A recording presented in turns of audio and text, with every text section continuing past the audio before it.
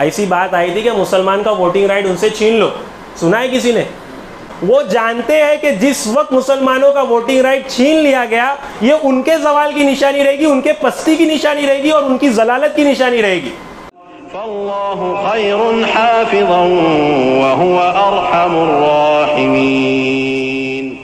अच्छा, हिंदुस्तान का जो वजीर आज़म है वो कौन इलेक्ट करता है? कौन? पब्लिक। अच्छा, किसको ये तवक्कु है कि अभी तो बीजेपी हुकूमत कर रही है, देखो एक बात जब तक कि हालत हाजरा पे ना बोली जाए, लोग इसको क्या डर समझते और हिकमत के नाम पर बुज़दिली बताते, लेकिन कुछ दजल ऐसे हो रहे ऊपर पॉलिटिकल सिस्टम में जो आपको मानना और तस्लीम करना ज़रूरी है ताकि आपकी आंखें खुले कि आपके ऊपर क्या हो रहा है। अब मजमे में कोई ये बता सकता है कि अगर बीजेपी नहीं रहती तो मुसलमानों के हालात अच्छे रहते, चाहे कांग्रेस आ जाए? कोई मानता है? आज अच्छे रहेंगे ना माशाल्लाह, कांग्रेस को वोट देते ना? वोट किसको देते भाई? बीजेपी। किसको? अली भाई तुम हमारे घर वाले किसको वोट देते? असद भाई। अच्छा, MIM आएगी। MIM पूरे हिंदुस्तान में माशाल्लाह हमारे वजीर आज़म असदुद्दीन ओवैसी भाई बनेंगे। मिसाल समझाने के लिए नाम ले रहा हूँ। हमारे वजीर आज़म अगर असदुद्दीन ओवैसी साहब बन जाते, मुसलमानों के हालात तब्दील होगे ना? होगे नहीं होगे? नहीं होगे। बहुत ईमान आया माशाल्लाह। क्यों नहीं होगे?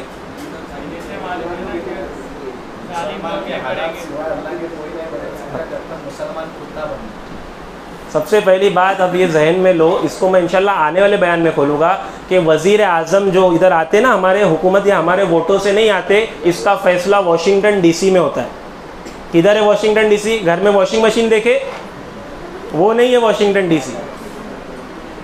अभी कुछ लोगों को बात ये समझ में नहीं आएगी, इंशाल्लाह इसकी तफसील मैं आपके सामने पेश करूँगा कि मुल्क में जो वज़ीर आज़म आता है ना वो हमारे वोटों से नहीं आता है। ये तो महज एक खेल लगाया है उन्होंने। क्यों लगाए उसकी अब दलील मैं आपके सामने पेश करता हूँ कि यहूदियों का सबसे बड़ा एजेंडा क्या था कि मुसलमान को एक अमीर के ताबे से निकालना है और इसी पॉलिटिकल सिस्टम में लगाना है। अब देखो, जिसके बात समझ में आएगी वो समझ ले। इसकी मिसाल मैं जब अभी दे रहा हूँ ना, ये मिसाल भी समझे और ये मिसाल से बात को समझे कि हज़रत इब्राहीम अलैहिस्सलाम को जब आग में डाला जा रहा है, आग में डाला गया, एक रिवायत में आता है कि बिच्छू और चिड़िया वहाँ पर आए। बिच्छू ने क्या किया कि वो आग में फूंक मारने लग गया। क्या करने लग गया? आग को फूंक मारने लग गया, यानी आग भड़काने लगा। क्या उसके फूंक मारने से आग भड़कने वाली थी? नहीं। एक चिड़िया थी जो चोंच में पानी लाकर उस आग को बुझा रही थी। क्या वो चिड़िया के चोंच में पानी लाने से आग बुझने वाली थी? नहीं बुझने वाली थी। अब मैं आपको इसका पॉलिटिकल सिस्टम बताता हूँ, जो इलेक्शन का सिस्टम चलता है ना, उसमें मैं आपको बात करता हूँ।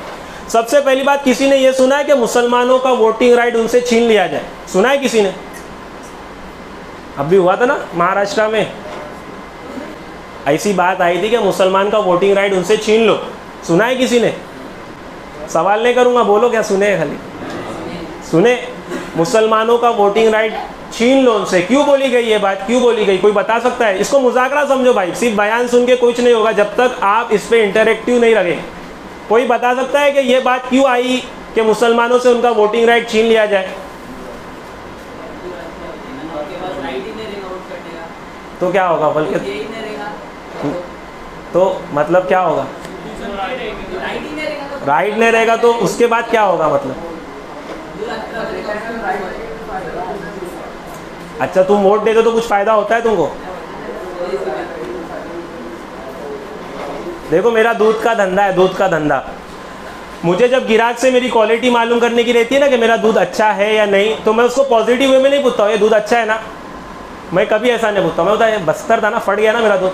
तो पागल है क्या? इतनी मोटी मलाई है माशाल्लाह। क्यों मैंने इस तरह नेगेटिव वे में क्यों पूछा? क्योंकि मेरे को देखना था कि मेरा कस्टमर मुझसे अट्रैक्ट है या नहीं है। अब जो ये बात कही जाती है ना कि मुसलमानों से वोटिंग राइट छीन लिया जाए, खुदा की कसम इसमें ये दजल है, बता रहा हूँ कि ये देखना चाहते हैं कि मुसलमान सोया हुआ है या जागा हुआ है। जैसे ही बयान आता है कि मुसलमान का वोटिंग राइट छीन लिया जाए, तो मुसलमान के बड़े बड़े सदर, बड़े बड़े पॉलिटिकल लीडर, बड़े बड़े उलमा आगे जाके कहते हैं voting is equal right of Muslim as equal to as Hindus. तो जब बातिल को एहसास होता है हाँ मुसलमान सोया हुआ है, वोटिंग इनका राइट है, इनको दे दो। क्यों? वो जानते हैं कि जिस वक्त मुसलमानों का वोटिंग राइट छीन लिया गया, ये उनके ज़वाल की निशानी रहेगी, उनके पस्ती की निशानी रहेगी और उनकी जलालत की निशानी रहेगी। लेकिन वो इतनी साजिश से इसको पेश करते कि इनका राइट लो, डराते हैं कि इनके हक ख़त्म कर दो। वो सिर्फ ये देखना चाहते कि अब भी मुसलमान कौम बेदार हुई है या नहीं हुई है। और इस इलेक्शन सिस्टम में वोट देना उसी बिच्छू के मानिंद है, वोट नहीं देना उसी चिड़िया के मानिंद है। यानी आपके वोट से कोई बैठने वाला नहीं है और आपके वोट ना देने से कोई जाने वाला नहीं है, ये बात को समझो। लेकिन जो नहीं देगा और खुदा की हुकूमत का ऐलान करता है कि अपने दिल में यही नीयत रखता है कि मैं जिस ताल्लुक़ से जुड़ रहा हूँ और मेरी जो फ़िक्र है वह अल्लाह तू है, भले मैं इनफरादी तौर पे कर रहा हूँ, मैं किसी को, मेरे पास अल्लाह इतनी ताकत नहीं कि मैं फैलाऊँ, लेकिन तू फजल दे, तू करम करेगा तो बात और है। जो ये गवाही देगा ना अल्लाह के यहाँ, उसका हिसाब इस मामले पर तो नहीं होगा। इसको दलील पकड़ के समझे कि उससे ये सवाल नहीं होगा कि तूने अल्लाह की निज़ाम के लिए क्या मेहनत की। एक कई हमारे जो है यूथ है कितने गाफिल है, कोई शराब में लगा है, कोई जिना में लगा है, कोई जो है अपनी ज़िंदगी टिकटॉक पर बर्बाद कर रहा है, कोई यूट्यूब पर बर्बाद कर रहा है। कितने जो है गलाजत हमारे माहौल में आ गए कि ऐसे ऐसे गुनाह जो हमारे बस्तियों में नहीं थे वो क्यों आने लग गए।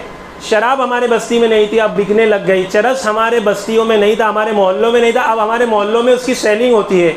जिना हमारे मोहल्लों से कई दूर की बात थी, तस्वुर में ही नहीं था जिना, लेकिन अब हमारे इधर कसरत से जिना हो रहा है, हमारे मोहल्ले में, इसी अतराफ में।